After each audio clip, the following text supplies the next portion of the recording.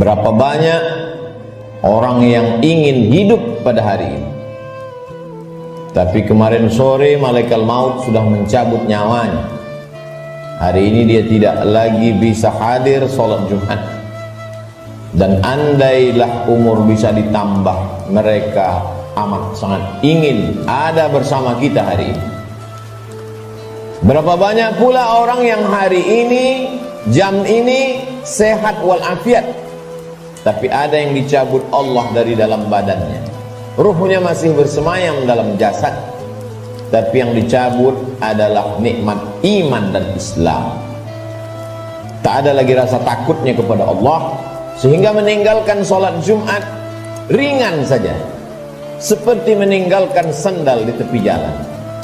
Tak ada sedikit pun khawatirnya terkena azab kubur, tak ada takutnya pada azab neraka. Laknat yang paling mengerikan bukan miskin, laknat yang paling menakutkan bukan sakit. Laknat adalah ketika tak ada rasa takut dalam hati.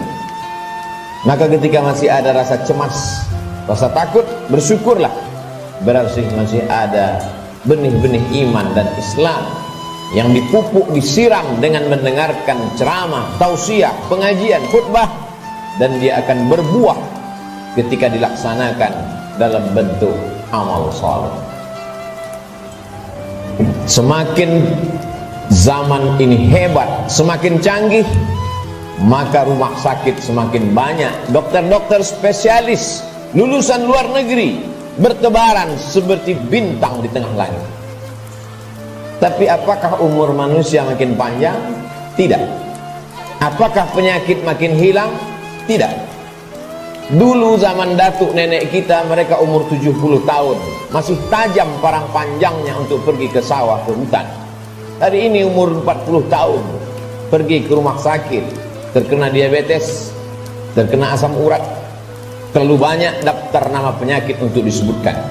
Artinya apa? Kecanggihan teknologi tidak bisa menambah umur manusia. Kehebatan manusia dalam bidang multimedia telekomunikasi memang mempercepat hubungan, memang mempererat persaudaraan, tapi juga mempercepat kematian. Oleh sebab itu hidup manusia semakin singkat, hidup manusia semakin tidak bermakna. Cobalah kita renungkan berapa banyak saudara yang sebaya, yang seusia, satu sekolah, tetangga, kawan akrab, lebih muda dari kita, lebih sehat dari kita, lebih ganteng dari kita, tapi ternyata mereka tidak lagi bersama dengan kita. Lalu apa yang perlu kita siapkan? Yang kita siapkan adalah bahwa ketika ruh keluar dari jasad, tidaklah seperti tetesan embun yang jatuh dari daun yang basah. Ketika ruh keluar dari jasad, tidaklah seperti air liur yang keluar dari mulut tak terasa.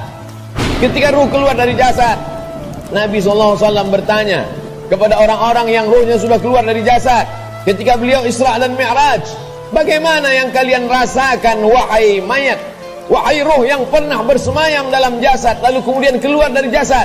Mereka menjawab, seperti kambing yang dikuliti hidup-hidup. Mereka menjawab, seperti tebasan pedang di tempat yang sama diulang beratus kali. Mereka menjawab, seperti mata kail pancing ditarik dari kulit yang basah, tercabut urat-urat dan dagingnya ikut ke mata kail pancing. Begitulah sakitnya. Lalu yang perlu kita siapkan, apa yang bisa meringankan sakaratul maut itu? Di antara yang bisa meringankan sakaratul maut adalah shadaqatus sirri tadfa'u mitatasu, sedekah menghilangkan mati su'ul khatimah. Selama ini kita diajarkan berdoa, Allahumma hawwin alaina fi sakaratil maut, ringankan kami waktu sakaratul maut ya Allah. Baik, doa bagus. Habis selesai salat meminta kepada Allah, Allahumma hawwin alaina fi sakaratil maut, indah, cantik. Tapi ada yang lebih bagus lagi untuk supaya kita ringan waktu sakaratul maut, yaitu dengan cara bersedekah. Yang mewakafkan tanah masjid ini, yang mewakafkan semen, yang mewakafkan batu, kosen, jendela, tak tahu kita siapa namanya, tapi dengan sedekahnya itu dia sudah memperingan sakaratul maut. Sampai hari ini orang yang mati itu tidak pernah hidup lagi untuk bercerita kepada kita. Mimpi pun tak dapat kita pesan.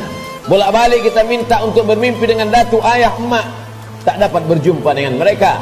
Andai pun berjumpa dalam mimpi, tak pula dapat kita membuat pertanyaan-pertanyaan yang sudah kita sediakan sebelum tidur.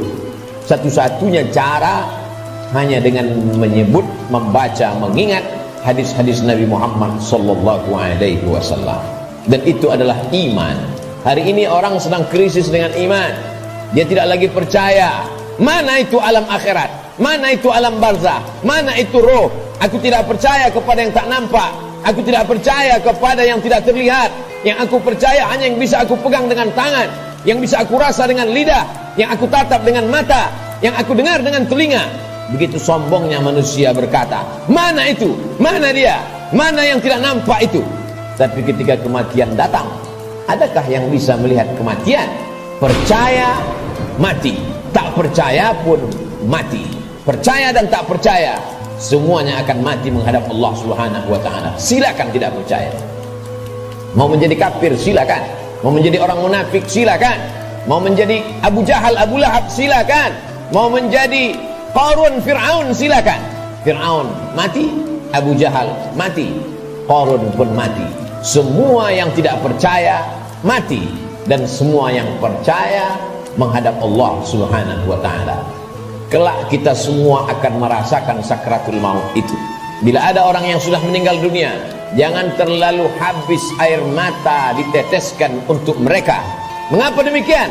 Karena mereka yang sudah mati itu merasakan tiga. Mereka sudah melihat malaikat maut, mereka sudah merasakan sakratul maut, dan mereka sudah mendapatkan husnul khatimah. Bagi yang beramal soleh. Adapun yang larut dalam kesedihan, menangis sampai tak bertepi, sesungguhnya engkau termasuk orang-orang yang mubazir. Innal mubazirina kanu ikhwanas syayatin. Orang mubazir saudara setan. Menangislah karena usia yang lalu tak dapat diulang kembali. Menangislah karena masa-masa muda yang diisi dengan dosa tak dapat diminta ampunannya kepada Allah. Ainani, ada dua mata, la yamassuhuman nar, yang tidak akan terkena azab api neraka. Ainun bakat min khasyatillah, mata yang menangis karena takut kepada Allah. Bulu mata, alis mata yang pernah terkena tetesan air mata, maka itu akan selamat dari azab neraka jahanam. Ainun tahrusu fi sabilillah, mata yang berjaga di tengah malam, menjaga Masjidil Aqsa, takut dirampas oleh tentara Israel. Pejuang-pejuang fi sabilillah, itulah mata yang selamat dari azab Allah Subhanahu wa ta'ala. Setelah mati menghadap Allah, bebas dari sakratul maut, mereka adalah orang-orang yang mati syahid. Orang mati syahid itu tidak merasakan empat, tidak merasakan sakratul maut. Sakratul maut mereka seperti cubitan pada kulit yang lembut. Mereka tidak merasakan azab kubur, mereka tidak merasakan hisab. Mereka langsung masuk ke dalam surga Allah Subhanahu wa ta'ala. Wala taqulu liman yuqtalu fi sabilillahi amwat. Jangan kau katakan mereka yang mati syahid itu mati. Bal ahya, mereka hidup. Walakin la tash'urun, kamu yang tak dapat merasakannya. Setiap muslim mesti berniat mati syahid. Andai dia tidak mati syahid, maka niatnya menyampaikannya. Innamal a'malu binniyat. Seorang akan mendapatkan sesuai dengan niatnya. Iskariman au mutsyahidan. Kalau hidup, hidup mulia. Kalau mati, matilah sebagai seorang syuhada. Kenapa kita masih hidup hari ini? Kenapa Allah masih semaikan nyawa dalam badan kita? Mengapa kita masih diizinkan melangkahkan kaki, mengayunkan tangan? Kenapa orang yang lebih sehat dari kita lebih dulu mati daripada kita? Kenapa orang yang lebih muda daripada kita lebih dulu meninggal daripada kita? Sesungguhnya Allah buat kita hidup karena dosa kita masih banyak. Allah sayang dengan kita, Dia tunggu kita bertobat. Sesungguhnya Allah buat kita hidup karena Allah tahu kita belum punya bekal yang banyak. Senantiasa husnuzon kepada Allah. Orang-orang beriman, dia tahu bahwa umurnya itu masih dititipkan Allah. Allahumma ja'alil hayata ziyadatan lana fi kulli khair. Kalau kau takdirkan aku masih hidup besok pagi, jadikan hidup besok pagi sebagai amal saleh. Wa ja'alil mauta rahatan lana min kulli syarr.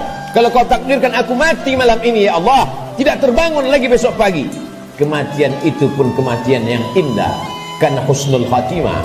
karena selamat dari sakaratul maut. Dan yang paling penting, berhenti dari segala perbuatan dosa. Orang beriman tidak pernah bersedih. Umurnya panjang, amalnya bertambah. Umurnya pendek, dosanya berkurang. Orang beriman tidak pernah berduka cita. Kenapa? Karena dia ridha menerima ketetapan Allah subhanahu wa ta'ala. Lewat dari sakaratul maut, selesaikah kehidupan? Belum. Keliru orang yang berkata, mari kita hantar jenazah ini ke tempat peristirahatan yang terakhir. Istirahat kata siapa? Liang kubur sudah siap menjepit bagi mereka yang curang. Curang timbangan, curang sempadan tanah, curang sempadan batas kebun. Mereka akan dihimpit 7 lapis tanah.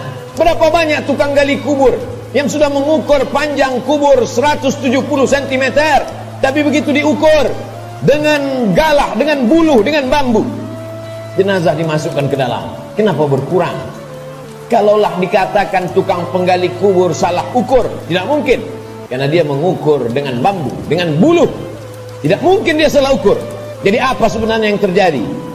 Maka liang lahat sudah siap-siap menjepit, meremukkan tulang belulang, meluluhlantakkan jenazah yang mati menghadap Allah subhanahu wa ta'ala. Ujian kedua yang akan dihadapi adalah azab kubur.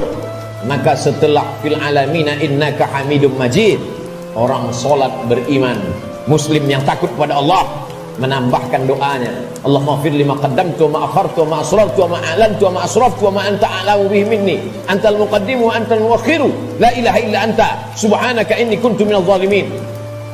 Sebelum salam dia tambahkan 4, Allahumma inni a'udzubika min azabi jahannam wa min azabil qabri wa min fitnatil mahya wal mamat wa min syarri fitnatil masihid dajjal. Dia minta selamat dari azab kubur. Setiap kita yang melewati kubur dalam perjalanan panjang kami dari Pekanbaru ke pedalaman suku Talang Mama, lalu kemudian singgah sebentar di masjid rumah Allah pada hari Sayyidul Ayyam, akan kembali lagi melewati kubur. Apa yang kami katakan? Assalamualaikum ya ahlad diyar minal mu'minin wa inna insyaallah bikum lahiqun yarhamullahul mustaqdimin wal mustakhirin nas'alullah lana wa lakumul afiyah. Apa yang kita mintakan orang yang dikubur itu? Bukankah mereka sudah mati? Orang yang hidup kita ucapkan Assalamualaikum, selamat anakmu, selamat keluargamu, selamat rumahmu, selamat hartamu, selamat sawitmu, selamat karetmu, selamat kebunmu, selamat dagangmu, selamat rukomu, selamat rumah makanmu. Tapi untuk orang yang sudah mati, apa yang kita ucapkan? Kenapa ada selamat untuk orang mati? Maka sesungguhnya salam pada orang mati di liang kubur adalah Assalamualaikum ya ahlal kubur, selamat kalian dari azab kubur. Hadisnya sahih, diriwayatkan oleh Sayyidatuna Aisyah Ummul Mukminin. Wahai Aisyah, kata Nabi SAW, kalau engkau lewat di kubur, mulutmu jangan diam saja, ucapkan salam, Assalamualaikum ya ahlad diyar, selamat bagi kalian. Selamat apa? Selamat dari azab kubur. Jangan pernah mulut ini berhenti meminta selamat dari azab kubur.